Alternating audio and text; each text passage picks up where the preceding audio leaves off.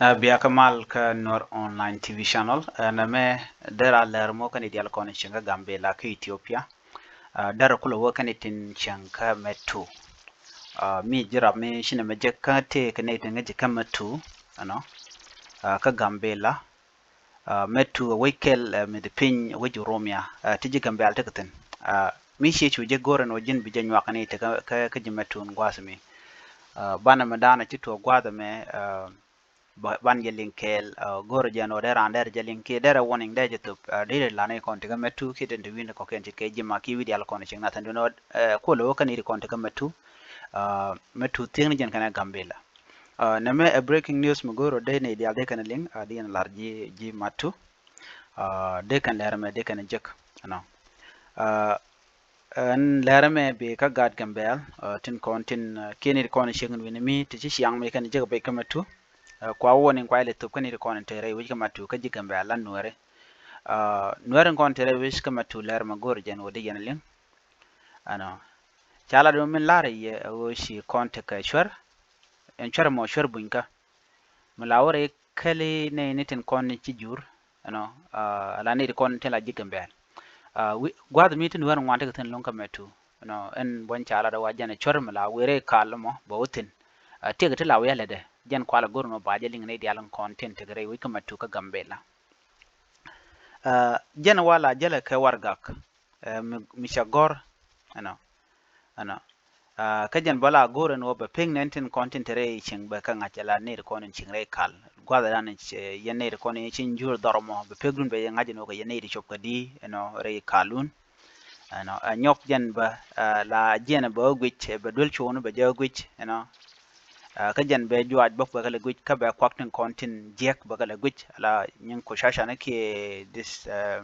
de kon cholo no tin jek kwakte jek ko nen den gwada mo la ka gwija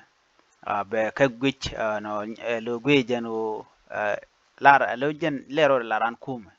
bele jen be karaba ken piu bo ba kala gwich ba ala gwada kon tipu ten che ma tur che karaba ana ba ka gwich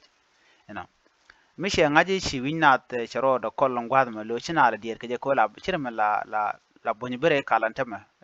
be lare let don let kuma ben be karaba gwich be piu ba ka gwich tin la tem ga te kon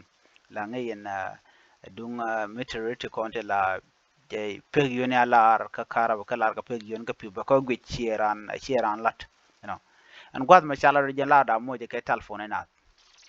kiene ma gwa chene re kala monen gwad ma gwad an jotin be jakan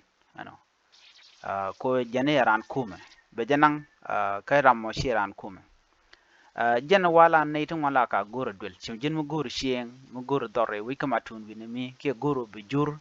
wa jiram da la ya nyu de be nyu dul na de yen ching tin ma de yen jur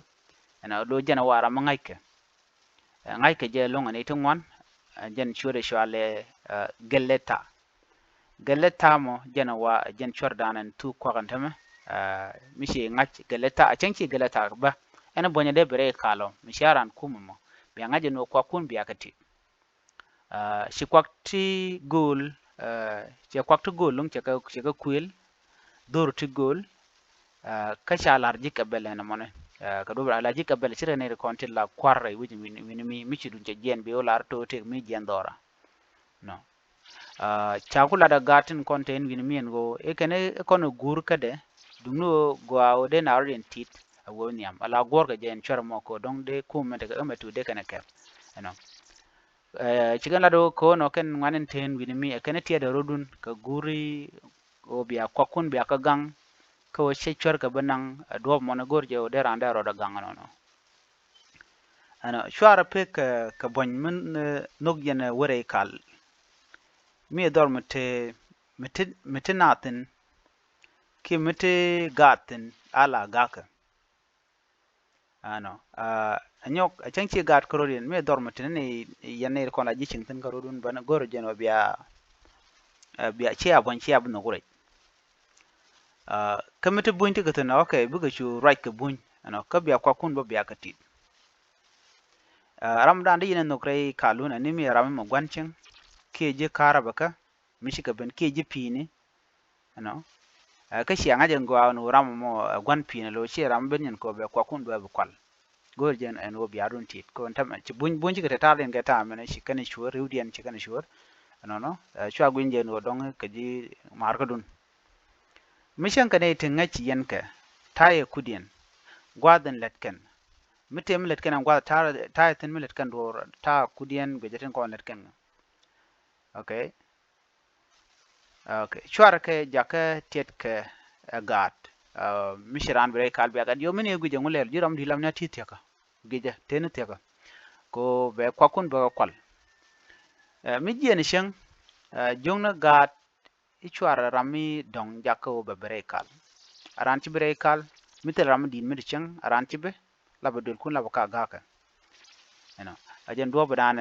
chala regen mo mi ci leer me sheje leer je ram ngeji mo ka metu ko be te ngen murung ka jen chwar ran ki chwaran kontin kwal ga ngat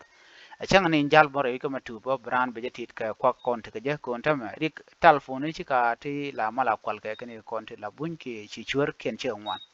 ko tama kan ni ngwan ci kan lat ci kan nok ko kan goro bu kan ngat bu kan ga kwal kuje mo tere rudun yen jima tu nyong mi che jega na me ka te ram ngi ka gambela ki Ethiopia ka metu bi nywa ka jakel an bi ataka man